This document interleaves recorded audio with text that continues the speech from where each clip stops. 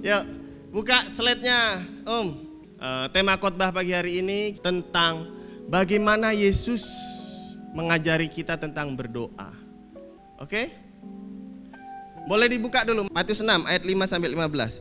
Saya bacakan dulu saudara. Dan apabila kamu berdoa, janganlah berdoa seperti orang munafik. Kalau ada Alkitab boleh digarisbawahi, kalau yang mencatat, catat itu kata munafik. Mereka suka mengucapkan doanya dengan berdiri dalam rumah-rumah ibadat dan pada tikungan-tikungan jalan raya, supaya mereka dilihat orang. Garis bawahi, supaya mereka dilihat orang. Aku berkata kepadamu, sesungguhnya mereka sudah mendapat upahnya. Tetapi jika engkau berdoa, masuklah ke dalam kamarmu, tutuplah pintu dan berdoalah kepada Bapamu yang ada di tempat tersembunyi, maka Bapamu yang melihat yang tersembunyi akan membalasnya kepadamu. Lagi pula dalam doamu itu janganlah kamu bertele-tele, garis bawahi bertele-tele, seperti kebiasaan orang yang tidak mengenal Allah. Mereka menyangka bahwa karena banyaknya kata-kata doanya akan dikabulkan. Jadi janganlah kamu seperti mereka, karena Bapamu mengetahui apa yang kamu perlukan sebelum kamu minta kepadanya. Karena itu berdoalah demikian: Bapa kami yang di surga, dikuduskanlah namamu. Datanglah kerajaanmu, jadilah kehendakmu di bumi seperti di surga. Berikanlah kami pada hari ini makanan kami yang secukupnya, dan ampunilah kami akan kesalahan kami, seperti kami juga mengampuni orang yang bersalah kepada kami. Dan janganlah membawa kami ke dalam pencobaan, tetapi lepaskanlah kami daripada yang jahat, karena Engkaulah yang empunya kerajaan dan kuasa dan kemuliaan sampai selama-lamanya. Karena jikalau kamu mengampuni kesalahan orang, Bapamu yang di surga akan mengampuni kamu juga. Tetapi jikalau kamu tidak mengampuni orang, Bapamu juga tidak akan mengampuni kesalahanmu. Amin. Ini dibagi menjadi dua Bapak Ibu Saudara. Bagian yang pertama, pada minggu kedua ini kita belajar sampai di ayat 8. Nanti pola doa Bapa kami nanti kita pelajari di minggu keempat. Oke, slide-nya. Perhatikan motivasinya. Matius 6 ayat 5. Dan apabila kamu berdoa, janganlah berdoa seperti orang munafik. Motivasi yang salah seperti orang yang munafik. Mereka suka mengucapkan doanya dengan berdiri dalam rumah-rumah ibadat dan pada tikungan-tikungan jalan raya, supaya mereka dilihat orang. Motivasi yang salah kedua adalah supaya dilihat orang. Aku berkata kepadamu, sesungguhnya mereka sudah mendapat upahnya. Berdoa bagi bangsa Israel itu sangat erat. Coba dibuka slide selanjutnya. Doa dalam bangsa Israel itu satu hal yang penting. Bapak Saudara ingat ketika di perjanjian lama, ketika Abraham misal memperingati sesuatu, mereka pasti bikin mezbah doa. Dan itu turun-temurun dilakukan bangsa Israel bahwa doa itu penting. Itu hubungannya dengan Allah Israel itu harus dengan doa. Yang kedua, memiliki waktu doa pribadi. Daniel 6 ayat 11. Lalu orang-orang itu bergegas-gegas masuk dan mendapati Daniel sedang berdoa dan bermohon kepada Allahnya. Jadi dari sononya memang bangsa Israel itu apa-apa doa, bukan doa untuk apa-apa gitu ya. Tapi memang setiap kegiatannya itu dilindungi dengan doa. Lanjut, yang ketiga tadi, segala aktivitas disesuaikan dengan waktu doa.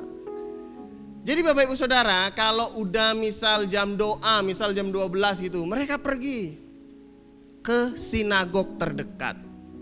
Nah, ada beberapa praktek yang mereka lakukan, lalu karena mungkin tempatnya jauh, ya kan? Kalau Bapak Ibu Saudara mau lihat bagaimana cara orang Israel berdoa, cari di media sosial ada. Mereka bisa berdoa di tengah jalan karena itu jam doa mereka. Mereka lagi kerja, mereka harus berhenti. Doa mereka mengucapkan ya yang mereka hafal, Shema Israel. Mengucapkan bahwa Allah itu satu, Allah kami Allah yang esa, begitu. Shema Israel. Mereka mengucapkannya dan mereka tidak pernah lupa. Baik, nak Bapak Ibu Saudara? Oke, saya tanya sekarang.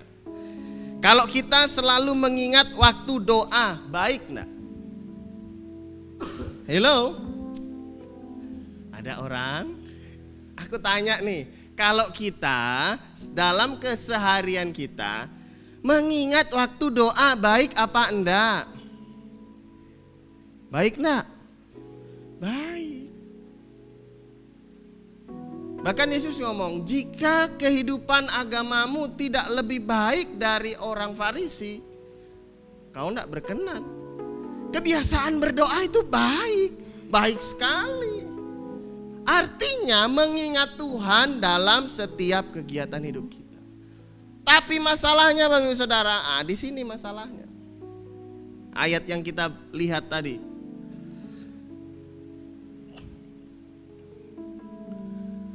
Orang Farisi dan ahli Taurat telah berdosa dalam doa mereka karena mereka melakukan untuk dilihat orang atau untuk dihargai orang lain. Dan doa juga jangan dilakukan dengan motivasi untuk memuaskan hawa nafsu kedagingan. Mereka berdoa itu hanya untuk dilihat, ya saya melakukan kegiatan saya. Ingat cerita ketika ada orang Farisi berdoa masuk ya kan ke bait Allah. Lalu ada pemungut cukai di pojokan. Pemungut cukai pun berdoa di sinagog. Tapi dibilang dia gak berani mengenadah ke langit. Karena dia tahu dosa dia. Dia tertunduk. Yang anehnya doa orang Farisi itu, Tuhan, saya udah berpuasa 2 kali seminggu, saya udah kasih sedekah, saya ini orang baik Tuhan. Sambil ngelirik itu, enggak kayak yang di ujung sana, tuh pemungut cukai, tuh banyak dosa Tuhan. Siapa yang pernah berdoa begitu? Doa bukan fokus kepada Tuhan, tapi fokus nengok orang. Slide selanjutnya Om. Nah, kalau doa dalam kekristenan berbeda. Yang tadi latar belakangnya, doa itu ibadah yang mulia berhubungan dengan Allah secara pribadi. Loh Pak, kalau gitu enggak perlu kita ke gereja doa sama-sama, bukan itu. Bukan itu konteks pembicaraan kita. Kita harus berkumpul bersama saudara-saudara iman, seiman, bersekutu, saling menguatkan, itu perlu.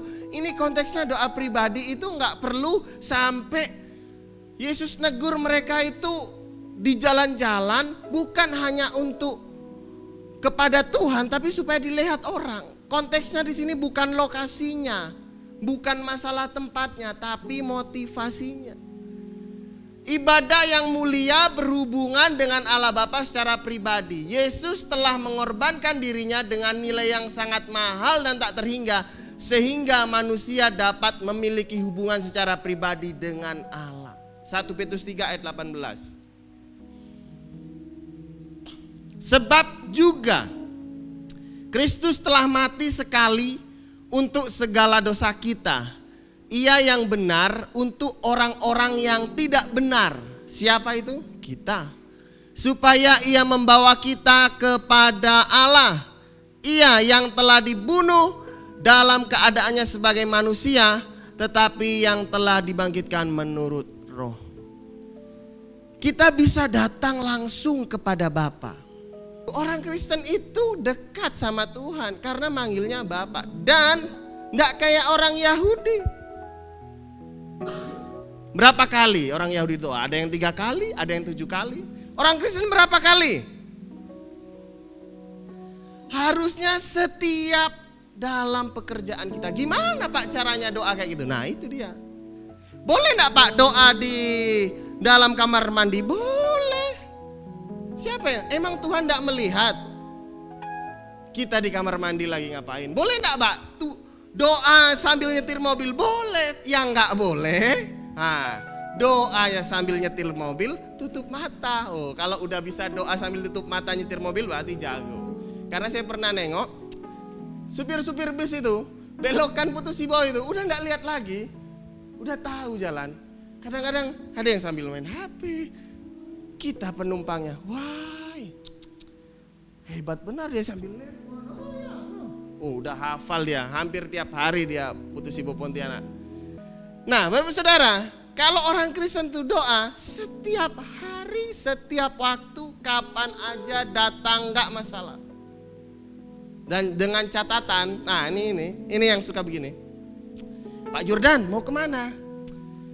Mau doa malam nih, jam 6:30 hari Selasa. Oh, titip doa ya. Udah. Kalau titip duit, salam tempel, oke boleh. Ini titip doa katanya. Titip doa ya. Doa kok dititip, emang kamu gak bisa doa sendiri? Enggak Pak, kalau Pak Jordan yang doa, kayaknya lebih cepat sampai. Ini. Kalau Pak Pendeta yang doa, itu lebih jos gitu kayaknya. Kalau saya ini orang berdosa Pak, saya enggak layak di hadapan Tuhan Pak.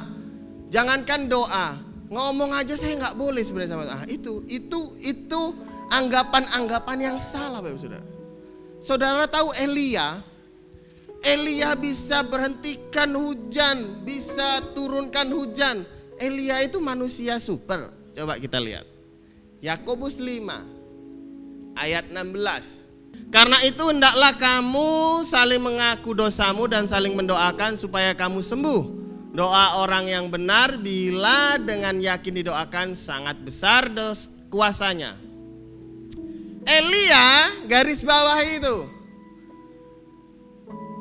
Manungso bioso. Wah, itu bahasa Inggrisnya. Elia itu manusia biasa, Saudara, sama seperti kita, dan ia telah bersungguh-sungguh berdoa supaya hujan jangan turun, dan hujan pun tidak turun di bumi selama 3 tahun dan 6 bulan. Elia orang sakti. Pak, ada orang sakti loh, dia bisa ngobatin, dipajak-pajahin, terus diludahin. Tapi ke situ juga. Apa bedanya kita menganggap dukun sama menganggap pendeta kalau kayak gitu? Paham enggak? Cuman ganti manusia aja, ganti orang aja. Ini garis merahnya di situ. Oke, kita sudah enggak ke dukun, tapi kita ke pendeta minta tolong doa. Bagus enggak? Bagus daripada ke dukun. Tapi masalahnya dia sendiri enggak berani berdoa. Itu masalahnya. Padahal bukan cuman pendeta yang punya kunci supaya bisa doa sama Tuhan. Enggak, semua kita, amin. Kasih tahu kanan kirimu, kamu bisa berdoa.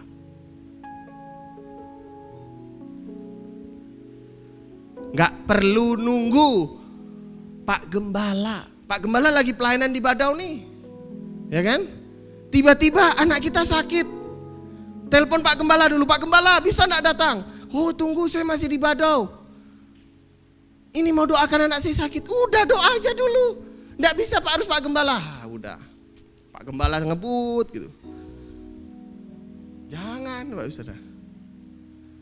Enggak usah tunggu pendeta untuk mendoakan istri kita, anak kita. Bahkan Salomo mau dihukum Tuhan, nggak jadi karena doa bapaknya, doa Daud. Jadi Tuhan melihat orang tua yang suka mendoakan anaknya.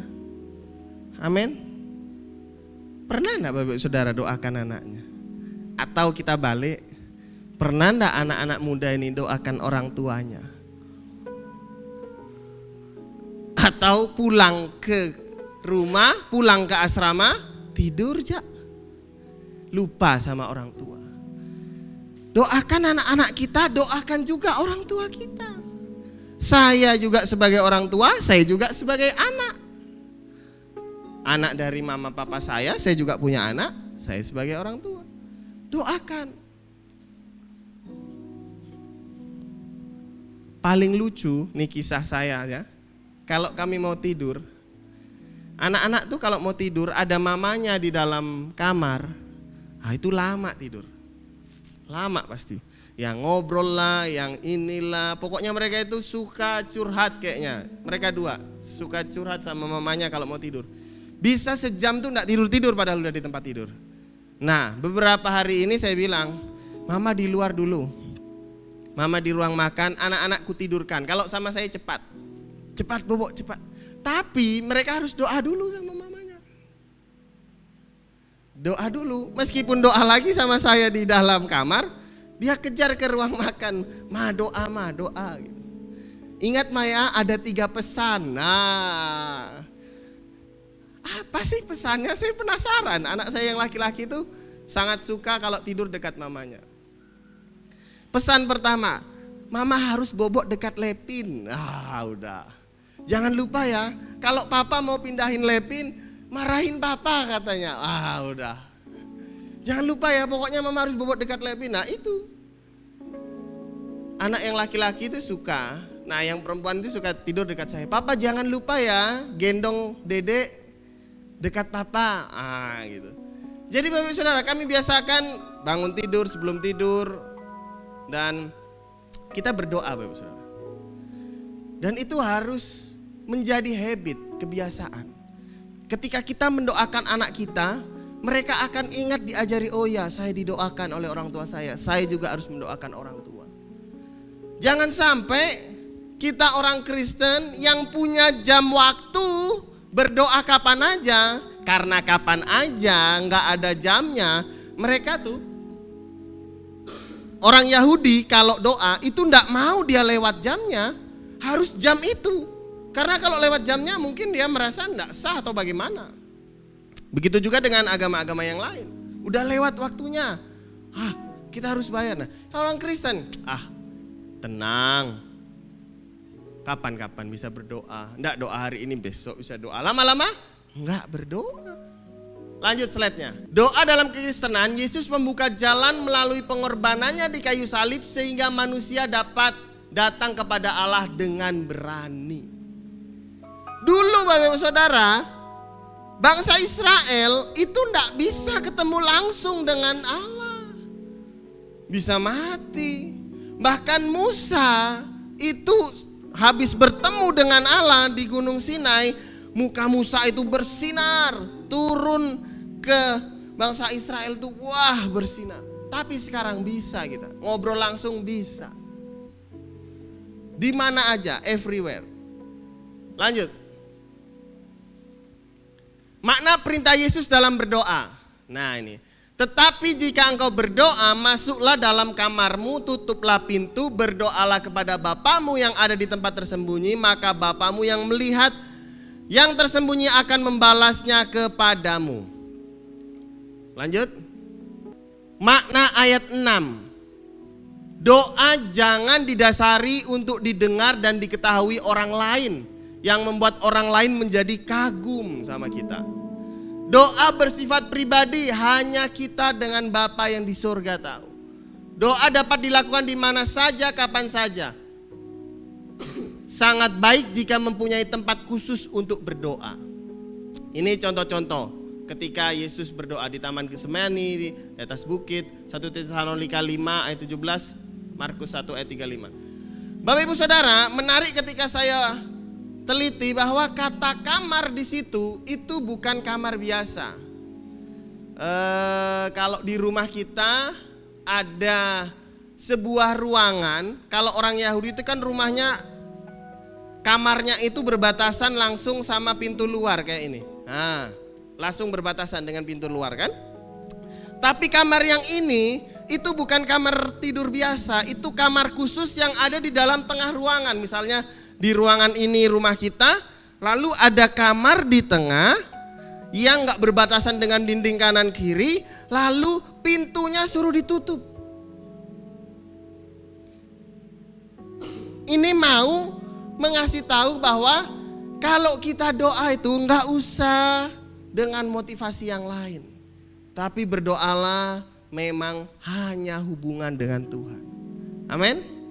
Lanjut. Orang Farisi dan ahli Taurat telah berdosa dalam doa mereka karena memiliki motivasi untuk dilihat dihargai orang, memuaskan hawa nafsu kedagingan. Dibuka dulu Yakobus 4 ayat 1 sampai 3. Ini. Dari manakah datangnya sengketa dan pertengkaran di antara kamu? Bukankah datangnya dari hawa nafsumu yang saling berjuang di dalam tubuhmu? Kamu mengingini sesuatu tapi kamu tidak memperolehnya. Lalu kamu membunuh, kamu iri hati, kamu tidak mencapai tujuanmu. Lalu kamu bertengkar dan kamu berkelahi. Kamu tidak beroleh apa-apa karena kamu tidak berdoa. Lanjut. Atau kamu berdoa juga tetapi kamu tidak menerima apa-apa karena kamu salah berdoa. Sebab yang kamu minta itu hendak kamu habiskan untuk memuaskan hawa nafsumu. Lagu tadi nyanyikan bersama saya. Saat ku berseru engkau pun menjawab, saat meminta engkau pun memberikan, saat ku mencari ku mendapat yang ku perlu, saat mengetuk pintu terbuka. Yakobus tadi bilang, kamu gak nerimanya karena kamu salah berdoa, karena yang kamu doakan kamu mau habiskan untuk hawa nafsu.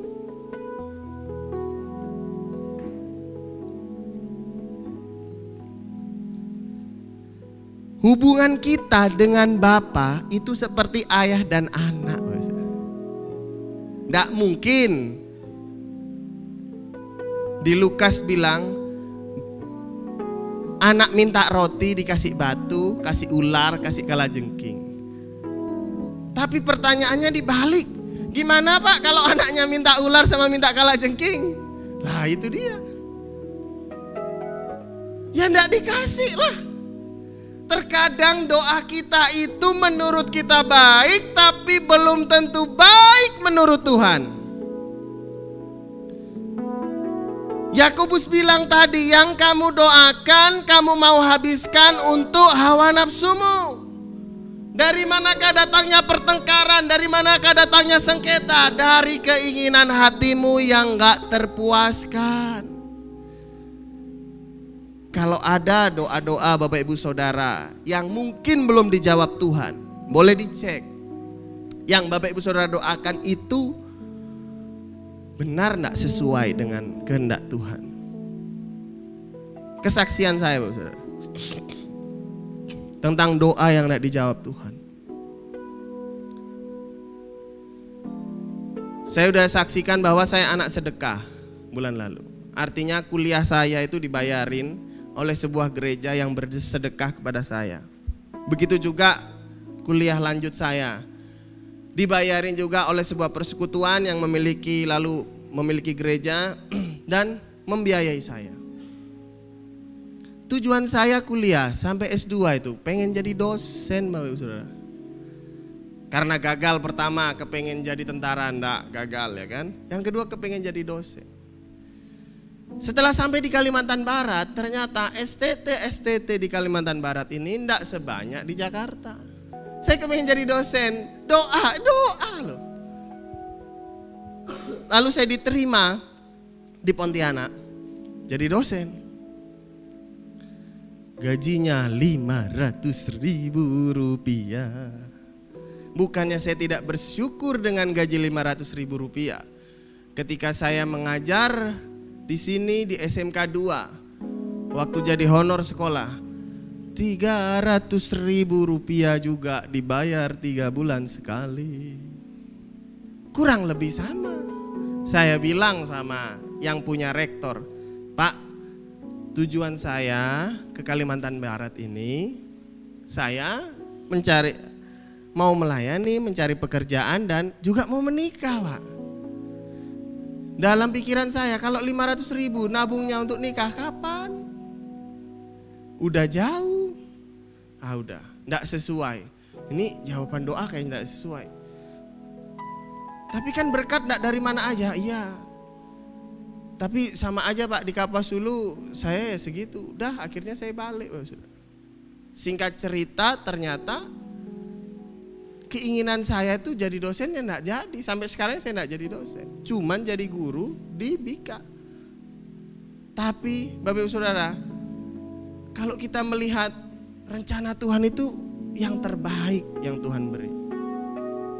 Saya diskusi sama istri saya, seandainya waktu itu saya paksa diri saya tetap di Jakarta dan lalu kita menikah. Bisa sih menikah hubungan jarak jauh, bisa. Cuman kan bolak-balik itu kan enggak efektif ya Saudara. Menurut saya tidak sehat menikah terlalu lama jarak jauh, itu tidak sehat. Tapi Tuhan tahu yang terbaik untuk saya. Dan Tuhan sediakan pekerjaan yang baik di Putu Sibau. Yang saya mungkin ya itu enggak ada di pikiran saya. Jadi terkadang ada doa-doa yang saya kepengen ini, tapi tahunya Tuhan kasih ini. Pernah enggak Bapak Saudara mengalami seperti itu? Tapi saya yakin dan percaya, apapun yang kita doakan, Tuhan akan menjawabnya yang terbaik. Amin. Amin. Amin. Lanjut. Yesus membayar dengan darahnya agar manusia dapat kembali kepada Allah dan memiliki hubungan yang baru dengan Bapa. Yesus menghendaki agar doa sebagai perbuatan mulia yang baik jangan dikotori oleh motivasi yang salah, oleh sifat yang mementingkan diri sendiri dan kesombongan diri. Lanjut. Memahami doa dengan benar. Lagi pula dalam doamu itu janganlah bertele-tele seperti kebiasaan orang yang tidak mengenal Allah. Mereka menyangka bahwa karena banyaknya kata-kata doanya akan dikabulkan. Jadi janganlah kamu seperti mereka, karena Bapamu mengetahui apa yang diperlukan sebelum kamu minta. Yeremia 29 ayat 12 di situ. Dan apabila kamu berseru dan datang berdoa kepadaku, maka aku akan mendengarkan kamu. Lanjut. Nah, Jonathan Edwards ini seorang teolog penginjil di Amerika.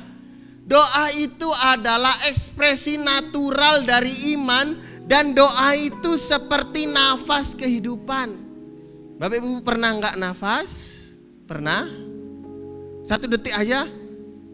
Bisa kali ya? 10 detik bisa kali ya? Tapi yang saya tahu, saya pernah baca ada orang-orang daerah Timur, Indonesia Timur itu mampu menyelam lebih dari 10-15 menit.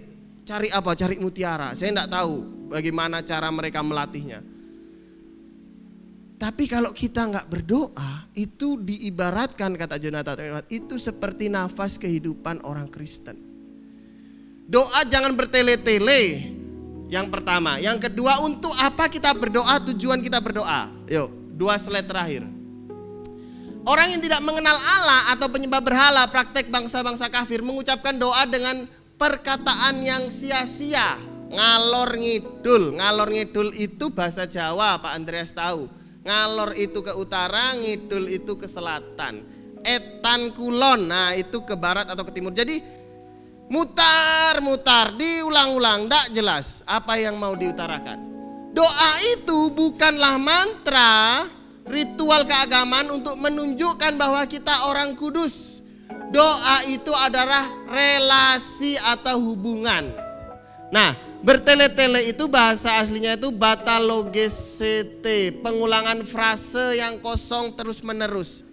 Pernah enggak Bapak Ibu Saudara, doa lagi di gereja nih, doa, misal habis firman biasa kita ajak, yuk mari kita berdoa. Tapi pikirannya itu enggak di situ. Hatinya enggak di doa, hatinya sebenarnya di gereja. Kompor dah dimatikan belum ya? Lupa tadi, belum dikunci ya. Nanti abis ini makan sita kambing ya. Ya kan? Nanti, pernah, saya juga pernah saudara. Tapi itu nggak boleh sebenarnya. Kalau doa ya fokus kita sama Tuhan. Lanjut. Yang terakhir ini. Jadi janganlah kamu seperti mereka karena Bapamu mengetahui apa yang kamu perlukan sebelum kamu minta. Pertanyaannya, jika Allah sudah mengetahui kebutuhan kita, mengapa kita harus berdoa? Ngapain Pak kita doa kalau Tuhan tahu apa yang diperlukan? Ngapain kita ke gereja? Ngapain kita doa? Jawabannya ini. Orang-orang percaya berdoa bukan untuk memberitahu Allah tentang hal-hal yang tidak diketahuinya, atau untuk merayu Tuhan untuk menunaikan tugasnya, atau untuk mendesak Tuhan seakan-akan dia kurang peduli dengan persoalan kita. Lanjut. Berdoa untuk membuat diri kita yang pertama bangkit mencari Allah. Jadi doa itu supaya kita bangkit mencari Tuhan. Untuk melatih iman kita dengan merenungkan janjinya. Untuk menanggalkan segala kekhawatiran. Kita kalau lagi khawatir, lagi bingung, lagi banyak masa pergumulan, nggak usah kemana-mana, ngapain? Doa. Untuk mengungkapkan bahwa Allah adalah harapan satu-satunya. Bapak Ibu Saudara, kenapa Tuhan suka didatangin berkali-kali dengan doa supaya apa? Supaya Tuhan diposisikan dalam hidup kita memang harapan kita satu-satunya. Pernah enggak Bapak Ibu Saudara berdoa untuk satu hal tapi enggak tekun gitu? Tuhan, saya kepengen ini. Tapi saya bisa sendiri Tuhan. Dah, aku selesaikan sendiri Tuhan. Nah, ada doa-doa beberapa hal yang mungkin kita enggak sungguh-sungguh mendoakannya karena merasa, meskipun Tuhan enggak jawab bisa kok, aku ada kok jalannya begini-begini. Itu belum menyerahkan diri dan belum mengakui bahwa Allah satu-satunya untuk menantikan segala yang baik dari diri sendiri bahkan mendoakan orang lain. Dan kita diajarin beberapa bulan yang lalu bahwa bukan hanya kita berdoa untuk diri sendiri, tapi berdoa juga untuk musuh kita. Lanjut. 1 Yohanes 5 ayat 14. Nanti kita buka, kita baca dulu ini. Ayat terakhir nih. Doa bukanlah untuk kehendak kita, melainkan kehendak Tuhan terjadi dalam hidup kita. Yesus menghendaki kita berdoa, hati dan pikiran terlibat. Jadi bukan hanya doa yang biasa diucapkan, tapi doa dengan hati. Tidak hanya sekedar kata-kata. Supaya hakikat esensi atau inti doa itu tercapai, bukan untuk meninggikan diri atau mengucapkan perkataan sia-sia, tetapi sebagai komunikasi sejati dengan Bapa surgawi. 1 Yohanes 5 ayat 14. Dan inilah keberanian kita percaya kepadanya, bahwa Ia mengabulkan doa kita jikalau kita meminta sesuatu kepadanya menurut kehendaknya. Amin Bapak Saudara. Kita percaya bahwa doa kita akan dijawab Tuhan sesuai dengan kehendak Tuhan. Mari kita bangkit berdiri di hadapan Tuhan.